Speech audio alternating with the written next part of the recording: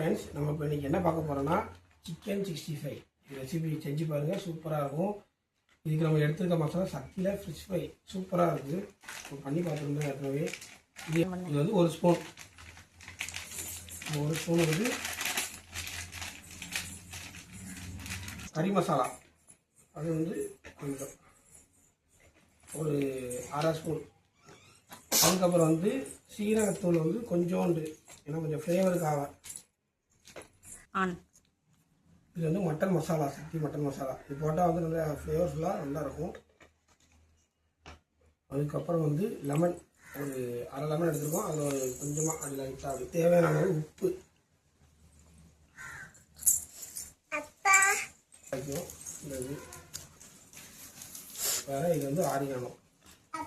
இது ரெண்டு கொஞ்சம் சேர்த்தா கொஞ்சம் ஃப்ளேவர்ஃபுல்லாக இருக்கும். அரிசி மாவு, இது வந்து கார்ன்ஃப்ளவர் மாவு, ரெண்டையும் ஒரு ஸ்பூன் சேர்த்துக்கிறோம். எனக்கு நல்ல கிறிஸ்பியாக சூப்பராக வரும். இது வந்து நேற்று ட்ரை பண்ணீங்க, அதனால தான் இன்றைக்கும் ட்ரை பண்ணுவீங்க. பண்ணது அதனால் இன்றைக்கி ரொம்ப பிடிச்சி போயிட்டு இன்றைக்கும் போட்டுற வேண்டியதான். அது சொல்லி நல்லா இருந்துச்சு. நேற்று நல்லா இஞ்சி பூண்டு பேஸ்ட்டு ஒரு ஸ்பூன் போட்டுட்டு, அடுத்து கருவேப்பிலை போட்டால் நல்லா ஃப்ளேவர்ஃபுல்லாக இருக்கும். ஆமாம், நல்ல ஒரு நேரம் இருக்குமா, அது சாப்பிடுறது நல்லா சூப்பராக. இந்த ரெசிபி வந்து நேற்று ட்ரை பண்ணாங்க, நல்லா இருந்துச்சு சிக்கன் 65 பிரியாணிக்கு. அதனால சரி இன்றைக்கும் ட்ரை பண்ணுவோம், நல்லா இருந்துச்சு அப்படின்ட்டு ஒரு வீடியோவாக எடுத்து போட்டால் நல்லா இருக்கும்ன்ட்டு. இது ஆக்சுவலி வந்து நல்லா இருந்தது. அதனால தான் ஆக்சுவலி சிக்கன் 65 மசாலா மட்டும் போட்டால் பத்தாது நோசா, அதில் கொஞ்சம் மசாலா போட்டாலும் டேஸ்ட்டாக தான் இருக்குது. சிக்கன் மசாலா, கறி மசாலா, வேறு மட்டன் மசாலா, அந்த மாதிரி எல்லாம் போட்டு, ஆனால் போடும்போது வந்து நம்ம மிளகாப்பொடி வந்து சிக்கன் 65 எந்த பொடி மிளகாப்பொடி போட்டால் அதை கம்மி பண்ணிட்டு தான் போடணும். ஒரு ஸ்பூன் போடும்போது அரை ஸ்பூன் போட்டு மீதி எல்லாம் கொஞ்சம் சேர்ந்து ஒரு இது போடுற மாதிரி இருந்தால் தான் எல்லோரும். நம்ம அதையும் போட்டு இதையும் போட்டால் ரொம்ப உரப்பாயிடும். இது நல்ல ஒரு அரை மணி நேரம் நல்லா ஊறட்டும். ஊறிட்டு தான் நல்லா மசாலா இறங்கியிருக்கும். அதுக்கடுத்து நம்ம பொரிக்கும். அதுக்கடுத்து சாப்பிட்டு பார்ப்போம், சூப்பராக இருக்கும் இது. சரி, ஓகே. இதை ஃப்ரிட்ஜில் வைக்கணும் அப்படி தானே? ஆமாம்,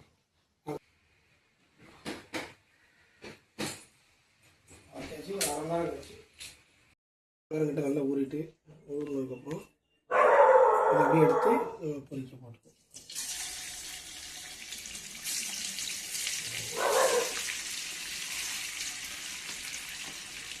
நல்லா எண்ணெயில் முங்குற மாதிரி போட்டால் தான் அந்த சிக்கன் வந்து நம்ம எதிர்பார்த்த மாதிரி ஒரு கிறிஸ்பியாக கிடைக்கும்.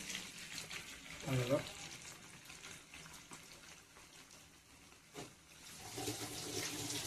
நம்ம வந்து கிண்டக்கூடாது.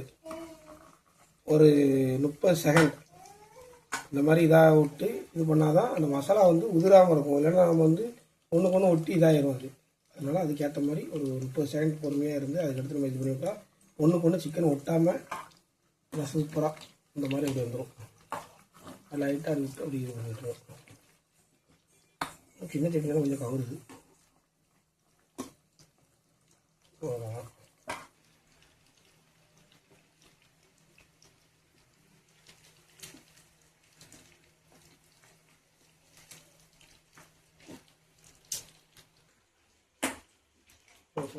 நல்லா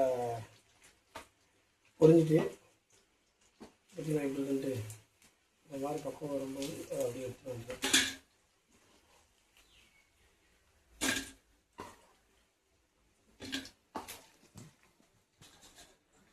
நல்லா சூப்பராக ரெடி ஆகிட்டு இது வந்து நம்ம மெயினாக கொடுத்து நம்ம எப்படி செக் பண்ணி பார்ப்போம். மெயினாக சாப்பிட்டு பாரு, சூடாக இருக்குது.